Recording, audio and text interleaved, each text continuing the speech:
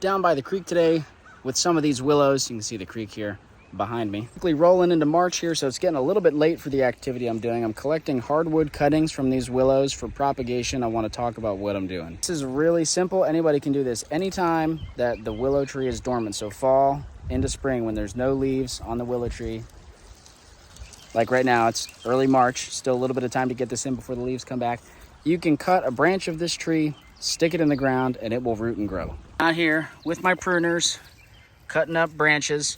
This is probably about the ideal thickness. You can certainly go smaller and they will root. You can certainly go larger, but at a certain point, if they're too small, they won't have enough energy to really root and heal the wound.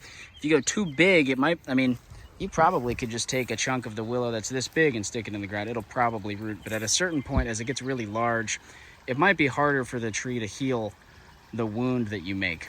There's a lot of flexibility here. Anybody can do it. I want to talk a little bit about managing these willow trees to come back and get wood for cuttings every year.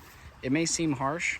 Willows are really well adapted to this sort of treatment. You know, they're adapted to beaver browse and all sorts of damage. They grow back really fast and vigorously. So you can see here where a cut was made last year to get some cuttings, and look at all of the new growth that's sprouted. This would be ready. You could take these cuttings this year. I'm going to give them another year to thicken up.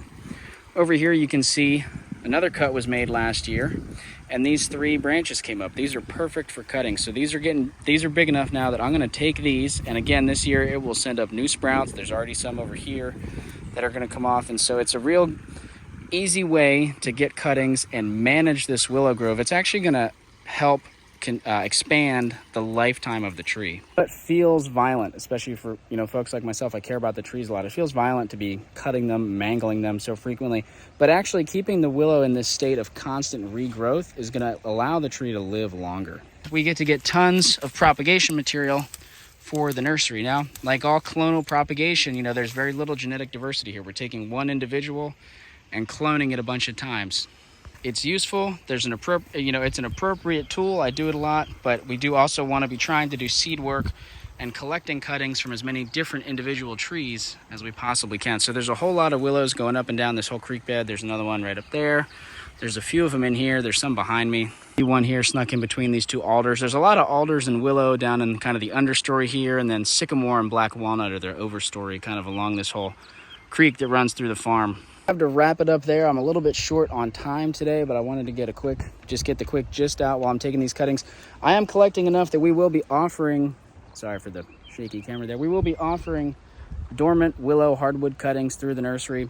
We're going to try to get these shipped out over the next week or 2 because, especially down here in the southeast, it's quickly warming up. These trees are going to want to be, sprouting their leaves and roots and growing pretty soon. Folks up north, you've still got some time, but down here in the southeast, we're about to get ripping and roaring into spring. So thanks for tuning in. Let me know if you have questions or comments or thoughts about any of this.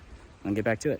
As you go down cutting, it's important to not lose your orientation.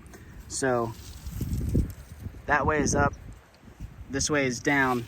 I like to put an angled cut on the downside. I'll show you over here with this pile of cuttings. There's an angled cut which indicates into the ground, and it's flat up top, which indicates this sticks up into the air. So very important. So we've got a nice stack of thick, relatively uniform cuttings here, and the kind of weirder, small ones, the ones that are not quite totally uniform, we'll use these for our own propagation purposes because they will work just fine.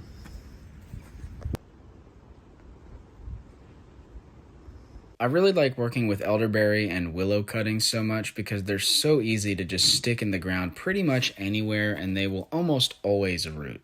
Now, if you stick them in an area with good soil and adequate access to water, they can grow really fast and really massive. Right here are some big cuttings. These are elderberry cuttings after 1 season of growth in a garden bed with pretty decent spacing and a lot of mulch. Typically for rooted cuttings that I'm going to be shipping out, I want them a little bit smaller so it's easy to fit them in a box, so I space them tighter.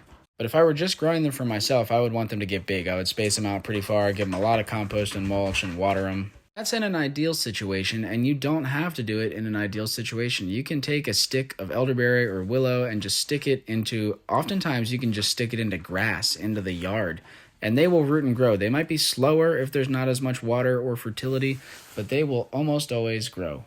The one thing that neither of these species like is drought and really dry soil, so I wouldn't really try this up on a ridge. And elderberry and willow cuttings are by no means the only plants that you can propagate this way. There are other species that will work using these methods. Some of them will work just as well. Some of them will not have quite as high of a success rate, but will still work. Now, if you're willing to use rooting hormones or special propagation beds with, heat and irrigation and misting systems, there's a lot of species you can propagate with hardwood cuttings. But elderberry and willow and a few select others are really easy without any of that, just taking a stick, putting it into the ground. Having a nice, sharp, quality pair of pruners is really helpful for this work. I'm using Felco pruners, that's what I like. But any pruners will work, but if you're doing a lot of cuttings, you want something that's comfortable and sharp. It's also pretty nice to have a small handsaw, because some of these sticks actually get a little bit too big for the pruner. Anyway, folks, that's all I got for now. Like I said, if you want to buy some cuttings from us, we appreciate it. We've got them on the website, and happy planting.